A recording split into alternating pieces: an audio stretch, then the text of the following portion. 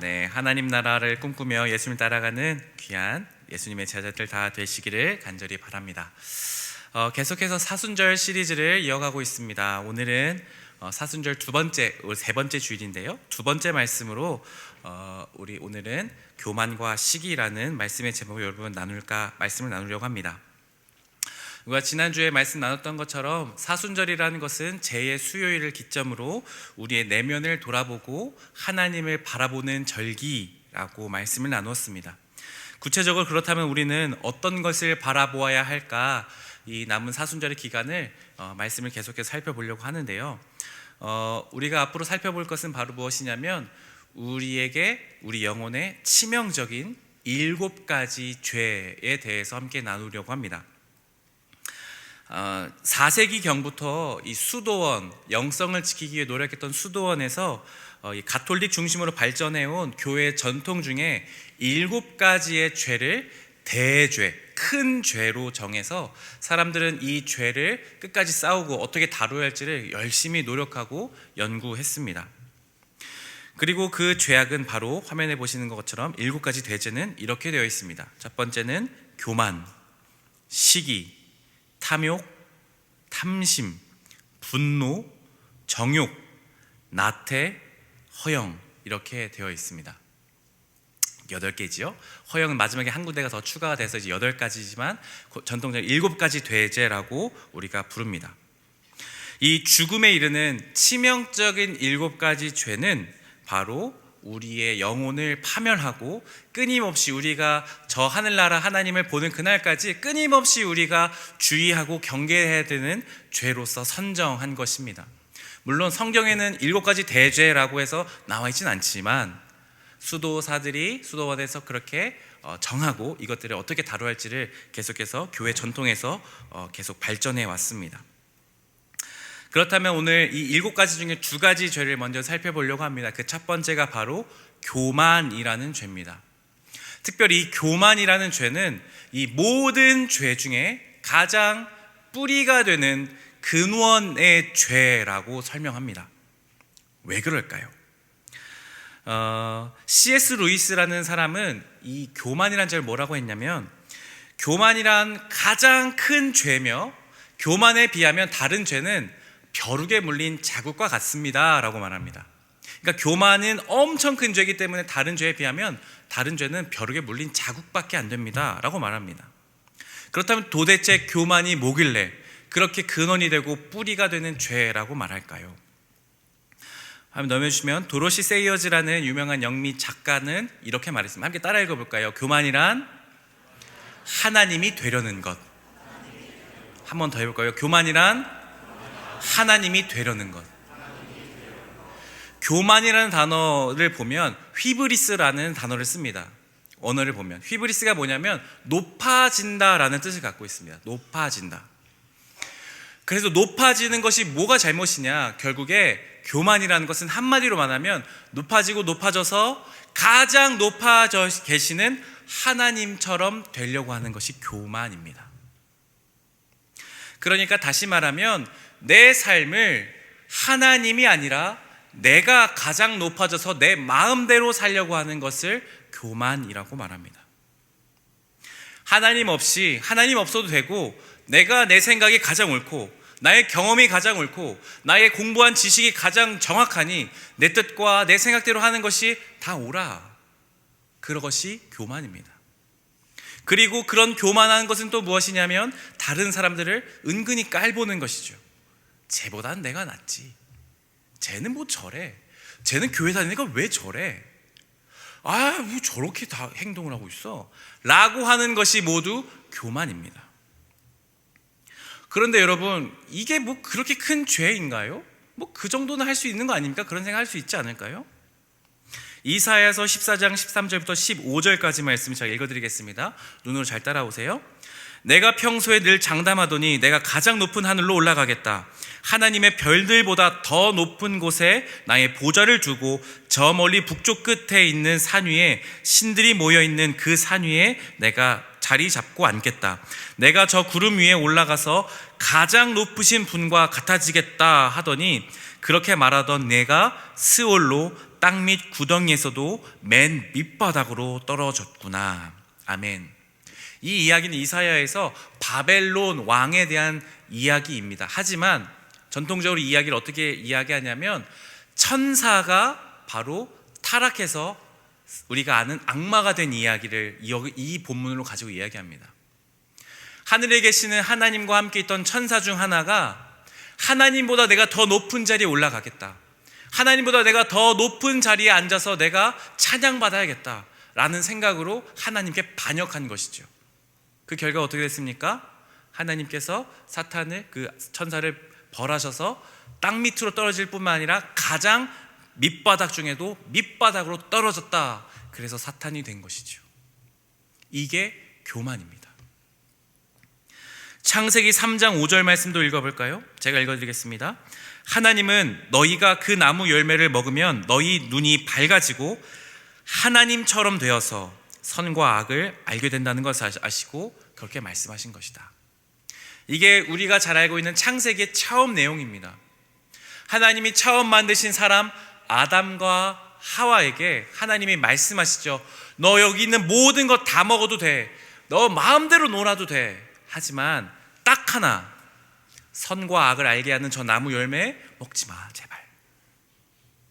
그런데 뱀, 사탄이 와서 어떻게 유혹하는 줄 아세요? 너 저거 먹으면 어떻게 되는 줄 알아? 하나님처럼 돼. 하나님처럼 돼. 그래서 아담과 하와가 어떻게 했습니까? 그 열매를 먹었습니다. 그 결과가 어떻게 됐나요? 하나님처럼 됐습니까? 아니요. 가장 밑바닥 중에 밑바닥으로 아담과 하와도 떨어졌지요. 죄인이 된 것입니다. 죄인. 이게 교만인 겁니다. 하나님처럼 되려는 것. 기독교에서 말하는 가장 근본적인 죄는 하나님으로 여기지 않고 내가 하나님 되려는 것이 모든 죄의 뿌리라고 말합니다. 그래서 교회 전통에선 끊임없이 이것을 주의하고 경계하라고 가르칩니다. 너는 하나님이 아니야. 너는 하나님이 아니야. 너는 사람이야. 이 세상을 창조하신 분이 하나님이시고 너는 만들어진 존재야. 그러니까 넌 하나님 경배해야 돼. 하나님께 물어봐야 돼. 하나님 말씀대로 살아야 돼. 라고 끊임없이 가르칩니다.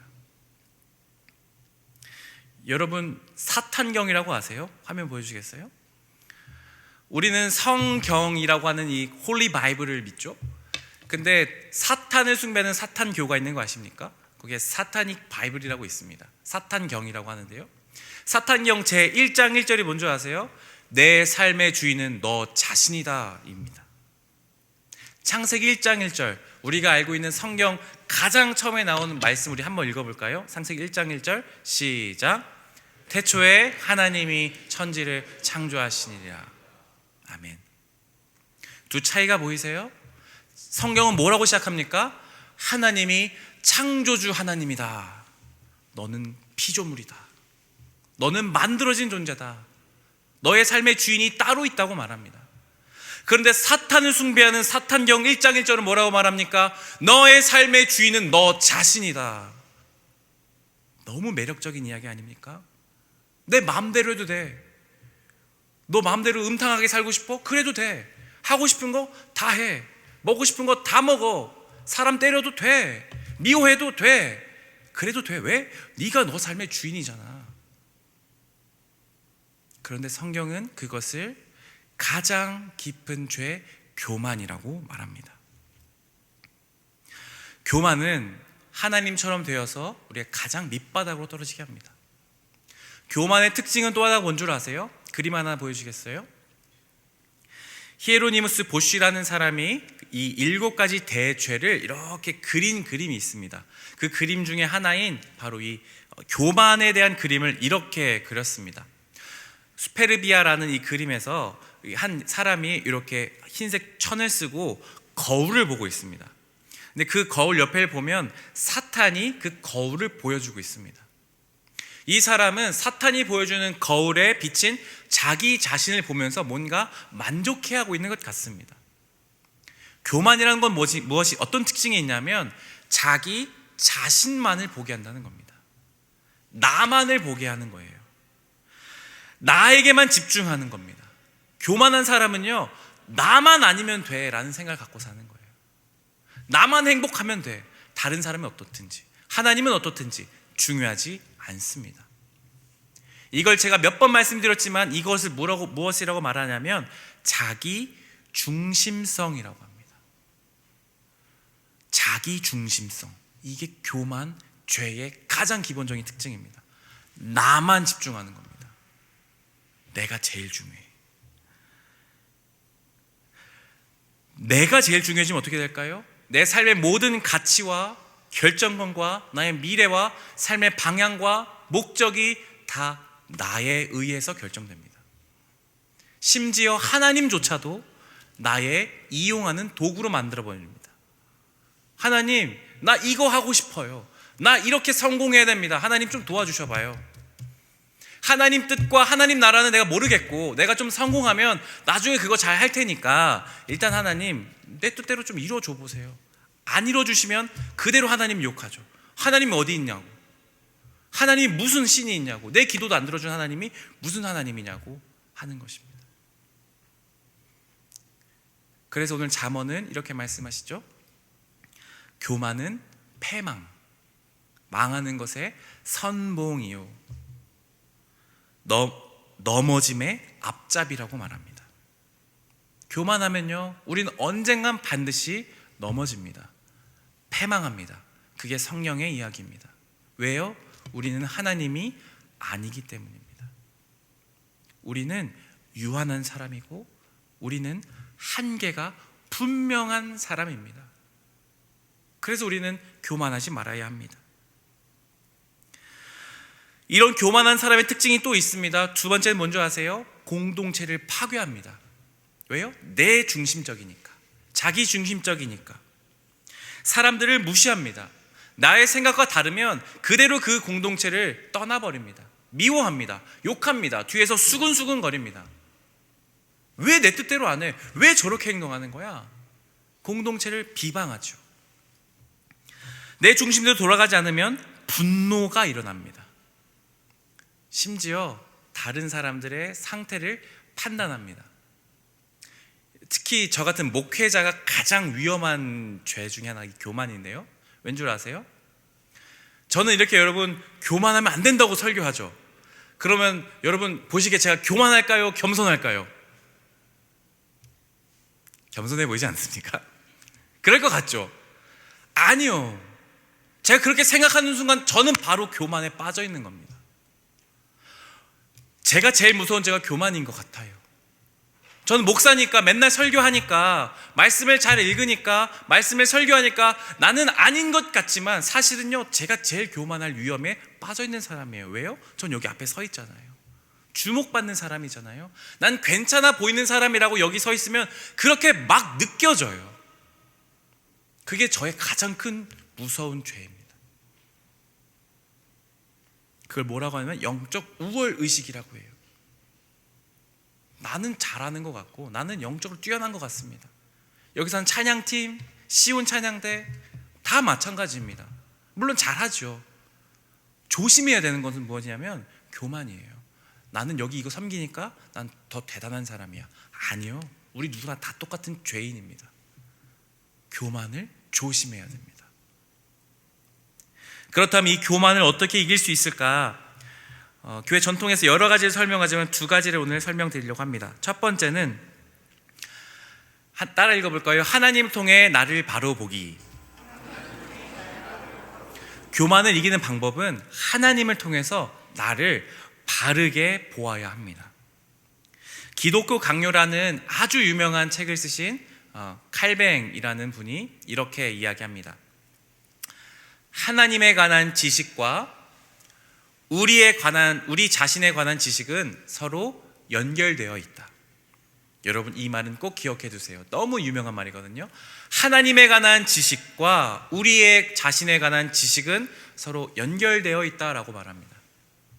이 기독교 강요는 우리 기독교의 아주 근본적인 근원적인 사상을 다루고 있는 책인데요.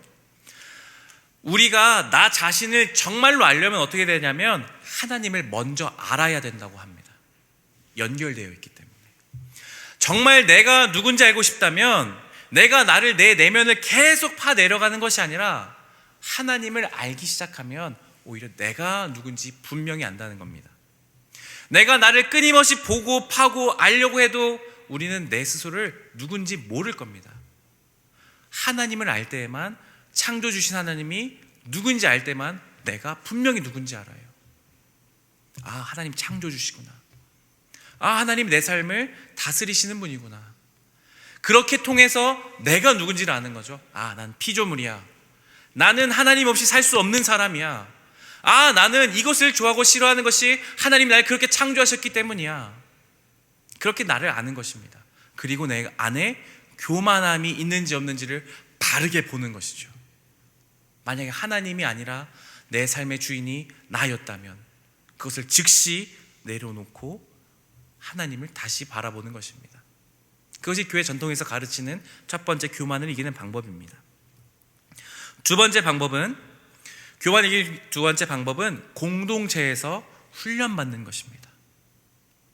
하나님과의 관계를 올바로 맺었다면, 내 자신을 돌아봤다면 이제 실제로 어떻게 되냐면요, 공동체, 특별히 우리 교회, 우리 청년부 안에서 훈련받는 것입니다. 무엇이냐면요, 셀 열심히 참석하는 거예요. 열심히 공동체 모임에 참석하는 겁니다. 그러면 여러분 어떻게 되는 줄 아세요? 내 마음에 들지 않는 사람, 꼴보기 싫은 사람, 왜 저렇게 행동하는 거야? 하는 사람들을, 내가 싫어하는 사람들을 만날 수밖에 없습니다. 공동체는 반드시 그렇습니다. 그런데 바로 거기서 나의 교만을 보고 그 사람을 사랑하려고 애쓰는 겁니다. 그렇게 교만을 이길 수 있다라고 교회 전통은 가르칩니다. 그러니까 여러분, 아, 나 쟤 마음에 안 들어. 나 쟤 그 셀 하기 싫어. 뭐 시간 내기 귀찮은데. 아, 교회 뭐 그 수련회 꼭 가야 돼. 그렇게 하는 것은 여러분, 우리 안에 교만을 쌓아가는 태도라는 겁니다. 하기 싫어도 훈련이라는 것은 그렇게 하는 겁니다. 힘든 게 원래 훈련입니다. 그렇게 함으로써, 부딪힘으로써 내 안에 사랑이 없음을 깨닫고, 하나님 내가 교만합니다라는 것을 깨닫고, 하나님 도와주십시오. 저 사람 사랑할 수 있게 해주십시오. 기도하는 거죠. 그렇게 하는 것이 교만을 이기는 두 가지의 방법입니다. 예수님이 하신 말씀을 한 번 더 우리가 같이 읽어보겠습니다. 누가복음 14장 11절 말씀 함께 읽어볼까요? 시작. 누구든지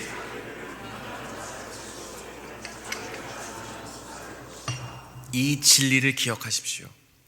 자기를 높이면 밑바닥까지 낮아질 것입니다. 그러나 자기를 낮추면 높아질 것입니다. 하나님이 높여주실 것입니다. 이 진리를 기억하시기 바랍니다. 평생에.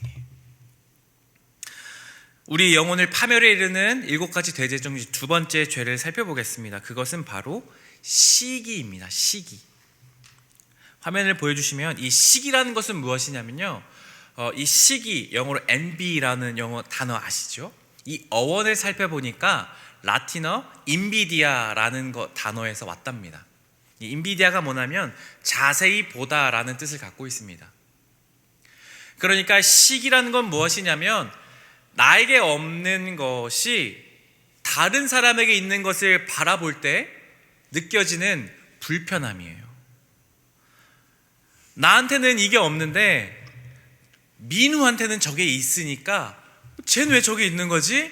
그 알 수 없는 그 불편한 감정, 그걸 시기라고 합니다. 이 시기는요, 교만과 가장 닮은 죄라고 설명합니다. 왠 줄 아세요? 교만은 자기 중심적으로 바라보기 때문에 모든 것이 다 나 중심이에요. 이게 저 사람한테 있으면 나한테도 있어야 된다고 생각하는 거예요. 왜 저 사람한테만 있는 거야? 나한테도 있어야지. 그 불편함. 이 시기는 무서운 게 뭔지 아세요? 그 불편한 감정이 내 영혼을 파괴할 뿐만 아니라 상대방을 미워함으로써 상대방의 영혼도 파괴시킵니다. 그런 성경을 한번 찾아보겠습니다. 사무엘상 18장 7에서 9절 말씀인데요, 제가 읽어드릴게요. 여인들이 뛰놀며 노래하여 이르되 사울이 죽인 자는 천천히요 다윗은 만만이로다 한지라. 사울이 그 말에 불쾌하여 심히 노하여 이르되 다윗에게는 만만을 돌리고 내게는 천천만 돌리니 그가 더 얻을 것이 나라 말고 무엇이냐 하고 그날 후로 사울이 다윗을 주목하였더라. 아멘. 이 이야기는 무엇이냐면 우리가 잘 아는 이야기 중에 다윗이 골리앗 2m 넘는 장신을 물맷돌 던져서 돌로 이기는 그 장면 뒤에 나오는 내용입니다. 어린 소년 다윗이 골리앗을 물리쳤습니다. 그리고 이스라엘로 돌아보니까 모든 사람들이 다윗을 막 높여요. 다윗이 죽인 자는 만만이다. 근데 왕이었던 사울이 죽인 자는 천천이다. 그러니까 1000명이고 다윗이 죽인 사람 10,000명이다. 그러니까 사울이 그것을 보니까 마음이 뒤틀린 거예요. 왜 쟤는 10,000명이고 난 1,000명이야? 자기에게 없는 찬양과 영광을 다윗이 갖게 된 것을 바라봅니다. 9절에 뭐라고 하냐면 그날 후로 사울이 다윗을 주목했답니다. 바라봤다는 겁니다. 이게 뭔지 아세요? 시기입니다. 시기. 그때부터 이 사울은 한 10년 동안 모든 힘을 어디에 쏟는 줄 아세요? 다윗 죽이는 거에 온 혈안이 됩니다. 다윗을 어떻게든 죽이려고 합니다. 모든 수와 방법을 가리지 않고 다윗 죽이려고 합니다. 다윗이 여기저기 도망다니지만 끝까지 다윗 쫓아다닙니다. 죽이려고. 왜요? 시기심 때문에. 자기가 돌아봐야 되는 백성들과 나라는 뒤로 한 채 다윗 죽이는 거에 온 힘을 쓰는 거예요. 자기도 파괴하고 다윗의 영혼도 파괴하는 거죠. 이게 시기심입니다. 바로 다른 사람을 바라보는 데서 오는 것이 시기입니다.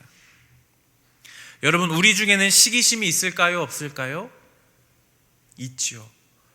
임마누엘 칸트라는 유명한 철학자도 이렇게 이야기합니다. 친한 친구의 불행 속에는 기분 나쁘지 않은 무언가가 있다. 여러분, 이 말이 좀 공감되지 않으세요? 친한 친구의 불행 속에는 기분 나쁘지 않은 무언가가 있다. 저 유명한 철학자도, 유명한 사상가들도 가지고 있는 게 뭐냐면요, 시기심이에요. 남들이 불행하면요, 괜찮아. 하지만 속으로 내심 뭔가 기분 나쁘지 않은 뭔가 있다는 겁니다. 적진 않았지만 토마스 아퀴나스라는 유명한 신학자는 시기를 뭐라고 하는 줄 아세요? 남의 슬픔을 기뻐하는 거랍니다. 이게 시기심, 우리 안에 자리한 시기심인 겁니다. 여러분, 이 말들이 공감되세요? 남들이 잘된 것들을 볼 때 뭔가 알 수 없는 그 뒤틀림이 있으세요? 내 셀에 누군가가 잘 되면, 내가 친한 친구가 대학에 더 잘 가면, 나랑 같이 공부했는데 제가 더 좋은 회사의 연봉을 받고 있으면, 제가 더 좋은 뭔가 기타를 치고 있으면, 저 친구가 뭔가 더 나보다 더 나은 삶을 살고 있는 것 같으면 뭔가 뒤틀리세요? 그게 바로 시기심입니다. 우리 안에 죄가 있다는 뜻입니다. 이 시기심은요, 우리 영혼을 파멸시킵니다. 그리고 그 상대방을 미워함으로 상대방도 파멸시킵니다. 무서운 죄입니다. 그렇다면 이 시기심을 이기는 방법을 역시 두 가지로 설명합니다. 첫 번째, 함께 따라 볼까요? 시선을 하나님께로 향하는 것. 히브리서 12장 2절 말씀 앞부분만 제가 읽어드리겠습니다. 믿음의 창시자요 완성자이신 예수를 바라봅시다. 아멘. 시기는 언제 오냐면 바라보는 데서 오기 때문입니다. 상대방에 바라보기 때문입니다. 우리의 시선이 어디로 향해야 되냐면요, 성경은 말합니다. 믿음을 완성시켜 주시는 예수님께로 향하라고 말합니다. 주님께로 우리의 시선을 향하면 주님께서 우리에게 주셨던 좋은 것들이 내 안에 있음을 발견하게 되기 때문이에요. 시선이 상대방을 향하면 상대방에 뭔가 있는 것들을 바라보게 되지만, 하나님을 향하면 하나님이 나에게 주셨던 것이 무엇인지, 민우에게는 있지만 근데 저것이 민우에게는 없는 나에게만 있는 것이 발견되기 시작하는 거예요. 그러면 시기하지 않을 수 있는 것이죠. 하나님이 나에게 주신 것들을 바라보게 되는 거예요. 하나님을 바라볼 때. 그게 시기심을 이기는 방법입니다. 시선의 싸움입니다. 상대방을 볼 것인가, 하나님을 볼 것인가. 이것이 전통적으로 가르치는 첫 번째 방법이었습니다. 두 번째는 무엇이냐면, 시기를 다루는 방법은 마음을 다스리는 겁니다. 시편 42편 11절 말씀은 우리가 함께 선포하듯이 우리 힘차게 한번 읽어볼까요? 마지막 말씀이에요. 시작. 내 영혼아, 내가 어찌하여 그렇게 낙심하며 어찌하여 그렇게 괴로워하느냐. 너는 하나님을 기다려라. 이제 내가 나의 구원자 나의 하나님을 또다시 찬양하련다. 아멘. 우리의 삶을 살아가다 보면 우리가 마음에 어려움이 찾아오기 때문에 시기심이 발생할 때가 있습니다. 그러니까 상대방에게 뭔가 있고 나에게 없는 그런 뭔가 마음의 불편함들, 불안함들, 그런 낙심되는 마음들이 찾아올 때요, 교회 전통에서 뭐라고 가르치는 줄 아세요? 이 시편을 마음 가운데 새김으로 마음을 다스리라고 가르칩니다. 내 영혼아, 내 영혼하게 말하는 겁니다. 내 마음아, 내 영혼아, 내가 어떻게 해서 그렇게 낙심하며 왜 그렇게 괴로워하느냐. 너는 하나님을 기다려라. 이제 내가 나의 구원자 나의 하나님을 또다시 찬양하련다. 이 시편의 말씀을 반복하고 계속해서 읽었습니다. 그리고 마음에 내 영혼에 이 말씀을 새겨냈습니다. 내가 왜 불안하는가? 내가 왜 낙심하는가? 내가 왜 시기하는가? 나는 하나님을 바라보아야겠다. 하나님을 찬양해야겠다. 하나님을 기다려야겠다. 하나님이 내게 주실 좋은 마음을 기다려야겠다. 주님 내게 그런 마음 주십시오 하는 것이 바로 시기심을 다루는 방법이었습니다. 사랑하는 여러분, 우리 안에 교만과 시기심이 있을 때 우리는 하나님을 즉시 바라보고 우리 안에 하나님 주시는 이 말씀들을 새겨가야 합니다. 이 죄는요, 끊임없이 수염이 다시 자라나듯이 끊임없이 나타날 겁니다. 이 죄는 우리를 파멸로 이끌 것입니다. 그러나 이 죄를 우리가 다룸으로써 하나님을 바라보기 시작할 때 우리가 진정한 거룩을 이루며 사순절을 온전히 보내게 될 줄 믿습니다. 함께 찬양할까요?